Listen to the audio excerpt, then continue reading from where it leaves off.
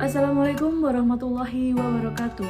Perkenalkan, kami dari kelompok 2 akan memaparkan materi mengenai argumen deduktif 2 logika fungsional yang beranggotakan Yola Sapna Andriani NPM 20.01.01.0005, Wahyu Aditya 20.01.01.0006, Alfian Akbar Setiawan 20.01.01.0010, Melanda Ayusa Fitri 20.01.01.0026, dan Nur Aisyah Nugraini NPM 20.01.01.0027. Saya akan memaparkan mengenai logika kebenaran fungsional. Logika kebenaran fungsional atau sentential yaitu nyata, di mana logika kalimat merupakan salah satu dasar dari logika simbolis modern.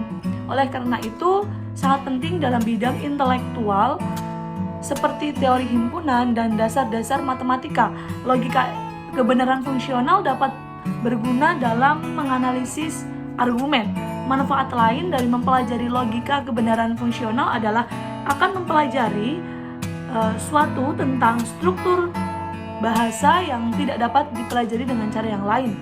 Kemudian ada merasakan bagaimana sih rasanya bekerja dengan sistem simbol non-matematik yang presisi. Kemudian ada model ketepatan dan kejelasan.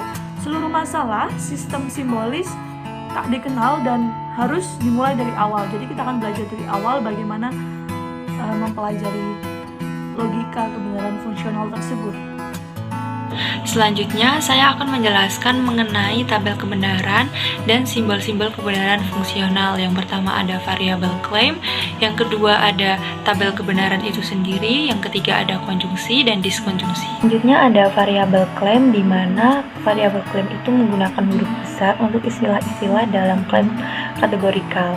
Lalu juga menggunakan huruf besar untuk mewakili klaim. Lalu di dalam variabel claim ini sering menggunakan kata-kata seperti tidak, dan, atau, dan seterusnya yang mempengaruhi klaim dan menghubungkannya untuk menghasilkan klaim majemuk dari klaim-klaim yang lebih sederhana. Yang selanjutnya ada tabel kebenaran. Tabel kebenaran ini digunakan untuk menampilkan dua kemungkinan kebenaran untuk nilai P. Yang selanjutnya ada konjungsi. Konjungsi itu merupakan klaim majemuk yang dibuat dari dua klaim yang lebih sederhana. Konjungsi ini benar jika dan hanya jika kedua klaim yang lebih sederhana yang membentuknya itu konjungtornya itu benar. Ada disjungsi. Disjungsi itu merupakan klaim majemuk lain yang terdiri dari dua klaim yang lebih sederhana. Nah, sebuah disjungsi itu adalah salah dan hanya jika kedua disjungsinya itu juga salah. Lalu di dalam disjungsi ini ada yang namanya klaim bersyarat. Klaim bersyarat itu merupakan jenis klaim majemuk ketiga yang dibuat dari dua klaim yang lebih sederhana juga. Lalu di dalam klaim bersyarat ini memiliki simbolisasi yaitu P dan Q, di mana P itu adalah anteseden dan Q adalah konsekuen. Lalu kalimat bersyarat adalah salah jika dan hanya jika antesedennya itu benar dan konsekuennya itu salah. Melambangkan klaim majemuk. Ketika Anda melambangkan sebuah klaim, Anda menampilkan struktur fungsional kebenarannya. Idenya adalah untuk menghasilkan versi yang secara fungsional akan menjadi kebenaran yang setara dengan klaim informal asli, yaitu versi yang akan menjadi benar dalam semua keadaan yang sama dengan yang asli dan salah dalam semua keadaan. Logika fungsional kebenaran dan rangkaian listrik. Bahwa logika kebenaran fungsional adalah dasar komputasi digital. Hal ini karena jika diterjemahkan ke dalam sistem perangkat yang tanda kutip benar dan salah menjadi hidup dan mati. Meskipun ada banyak hal yang lebih dari ini, kita dapat mengilustrasikan secara kasar bagaimana cara kerjanya. Selanjutnya, jika dan hanya jika. Frasa jika dan hanya jika mencakup banyak sekali kondisional. Jika akan memiliki keuntungan jika Anda memahami penggunanya. Berikut ini beberapa aturan praktis yang perlu diingat, yaitu dengan kata jika yang digunakan sendiri memperkenalkan antecedent dari sebuah kondisional. Frasa hanya jika memperkenalkan konsekuen dari sebuah kondisional.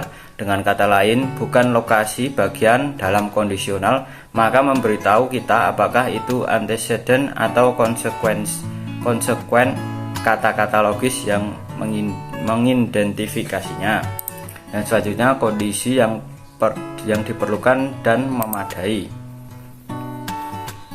Klaim bersyarat kadang-kadang dijabarkan dalam hal kondisi yang diperlukan dan cukup. Pertimbangkan contoh ini. Kehadiran oksigen adalah kondisi yang diperlukan untuk pembakaran. Hal ini menunjukkan bahwa kita akan melakukan pembakaran tanpa oksigen, atau jika kita memiliki pembakaran atau tanda kurung C, maka kita harus memiliki oksigen, tanda kurung O, dan tanda kutip perhatikan bahwa kondisi yang diperlukan menjadi konsekuen dari kondisi C. Yang ketiga, kebingungan jika dan hanya jika.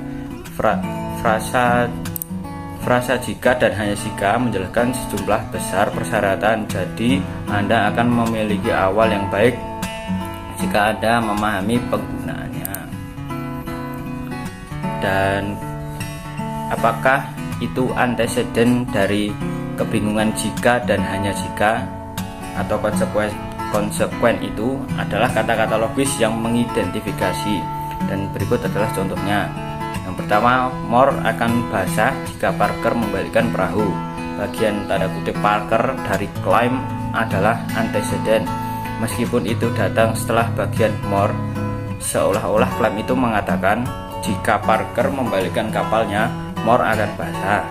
Kami akan melambangkan klaim ini sebagai P'(M). Sekali lagi, kata jika yang memberitahu kita apa antecedent itu. Selanjutnya, Parker akan membayar hanya jika More menenggelamkan 9 bola. Klaim ini berbeda. Dalam hal ini, bagian tanda kutip Parker adalah antecedent karena hanya jika memperkenalkan konsekuensi dari suatu kondisional ini adalah kebenaran secara fungsional, sama dengan jika Parker membayar tanda kurung P, maka More menenggelamkan atau harus menenggelamkan 9 bola atau M. Ya, selanjutnya ada argumen kebenaran fungsional. Silogisme kategori memiliki total 256 bentuk. Argumen fungsional kebenaran ini menyatakan kebalikannya, di mana dalam pengambilan apapun dapat mengambil bentuk apapun dari jumlah yang tak terbatas. Pada argumen fungsional ini memiliki metode untuk menguji validitas yang cukup fleksibel dalam mencakup setiap argumen fungsional kebenaran. Yang pertama, A. Metode tabel kebenaran. Tes tabel kebenaran validitas membutuhkan keakraban dengan tabel kebenaran untuk 4 simbol fungsional kebenaran. Contoh, biarkan P dan Q mewakili 2 klaim. Dan selanjutnya yang B. Metode tabel kebenaran singkat. Tabel kebenaran yang lengkap selalu menghasilkan jawaban yang benar mengenai validitas argumen fungsional kebenaran. Ini bisa sangat membosankan tugas sebenarnya. Hidup ini terlalu singkat untuk menghabiskannya. Banyak waktu mengisi tabel kebenaran. Ada cara yang lebih singkat dan mudah untuk menemukan hal semacam itu. Menjawab. Cara sistematis termudah untuk menentukan validitas atau ketidak bahasaan dari argumen fungsional kebenaran adalah metode tabel kebenaran singkat. Jika argumen tidak valid, harus ada setidaknya satu baris di tabel kebenaran argumen di mana premisnya benar dan kesimpulannya adalah salah. Ya, terakhir C.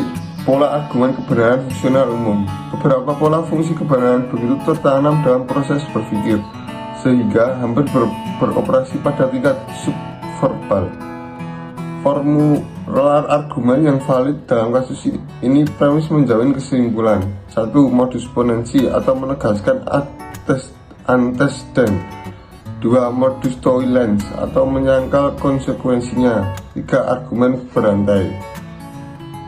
Formular argumen tidak valid. Selanjutnya, materi tentang pengurangan. Metode selanjutnya yang akan kita lihat kurang berguna untuk membuktikan sebuah argumen tidak valid dibanding metode-metode tabel kebenaran.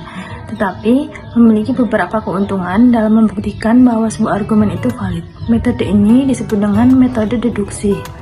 Selanjutnya untuk materi yang pertama yaitu aturan kelompok 1, yaitu pola-pola argumen dasar yang valid. Setiap argumen dari pola P menuju Hi, yaitu P per Hi. Jika Anda memiliki sebuah kondisional di antara premis-premis dan jika anteseden dari kondisional tersebut muncul sebagai premis yang lain, maka secara modus ponens konsekuen dari kondisional tersebut mengikuti kedua premis tersebut. Dan jika konsekuen dari kondisional adalah kesimpulan dari argumen, maka deduksi seselesai kesimpulan telah ditetapkan. Selanjutnya, jika bukan kesimpulan dari argumen yang sedang Anda kerjakan konsekuen dari kondisional dapat dicantumkan seolah-olah itu adalah premis lain untuk digunakan dalam menyimpulkan kesimpulan yang Anda cari.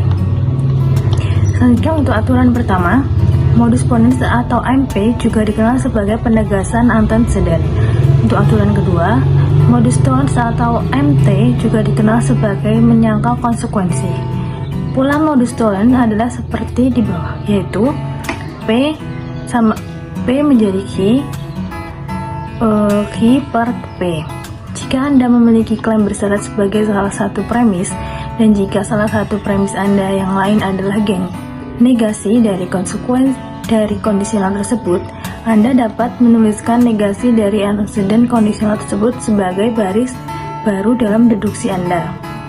Untuk aturan yang ketiga, argumen berantai atau CA. Dalam deduksi ini, menurunkan baris 4 dari baris 2 dan 3 dengan modus ponens dan kemudian 4 dan 1 memberikan kita baris 5, yang merupakan apa yang kita cari dengan modus tollens. Fakta bahwa antecedent dari baris 1 itu sendiri adalah klaim majemuk atau P dan Q, yaitu tidaklah penting. Baris 5 kita adalah antecedent dari kondisional dengan tanda negasi di depannya dan hanya itu yang penting.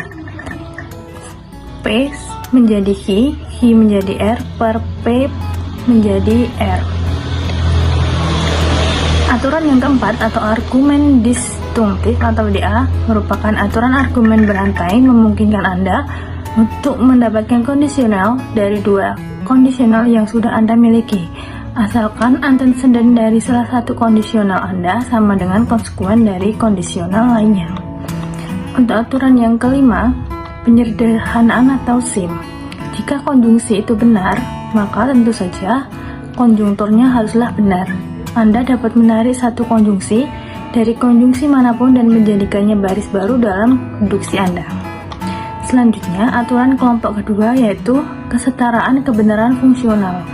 Aturan-aturan ini berbeda dengan aturan grup pertama dalam berbagai hal penting. Yang pertama, aturan-aturan ini dinyatakan sebagai ekuivalensi kebenaran fungsional. Ini berarti bahwa mereka masing-masing berbentuk dua jenis simbolisasi yang memiliki tabel kebenaran yang sama persis. Untuk yang kedua, bahwa aturan ini dapat digunakan pada bagian-bagian sebuah garis. Prinsip keseluruhan mengatur cara kerja peraturan grup kedua yaitu sebuah klaim atau bagian dari klaim dapat digantikan oleh klaim yang setara dengan salah satu dari peraturan grup 4 berikut ini. Dalam bahasa Inggris, aturan ekspor mengatakan bahwa jika P maka jika Q maka R setara dengan jika P dan Q maka R, atau tanda koma adalah opsional di kedua klaim. Asosiasi secara sederhana memberitahu kita bahwa ketika kita memiliki tiga item yang digabungkan dengan irisan atau dengan ampersand, tidak masalah yang mana yang kita kelompokkan. Jika kita memiliki disjungsi panjang dengan lebih dari 2 disjungsi, maka hanya satu disjungsi yang benar dan agar seluruh disjungsi menjadi benar. Jika itu adalah konjungsi, maka semua konjungsi harus benar. Tidak peduli berapa banyak agar seluruh konjungsi menjadi benar. Instruktur Anda mungkin mengizinkan Anda untuk menghilangkan tanda kurung dalam simbolisasi seperti itu, tetapi jika Anda mengembangkan aturan-aturan ini sebagai sebuah sistem formal, dia mungkin tidak mengizinkannya.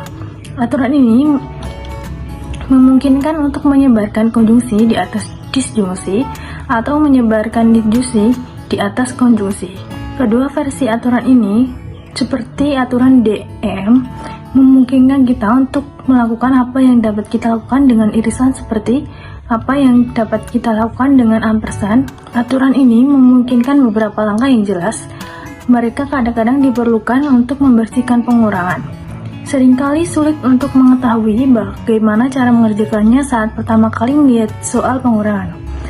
Salah satu strateginya adalah bekerja mundur. Lihatlah apa yang ingin Anda dapatkan, lihat apa yang Anda miliki, dan lihat apa yang Anda perlukan untuk mendapatkan apa yang Anda inginkan. Terima kasih.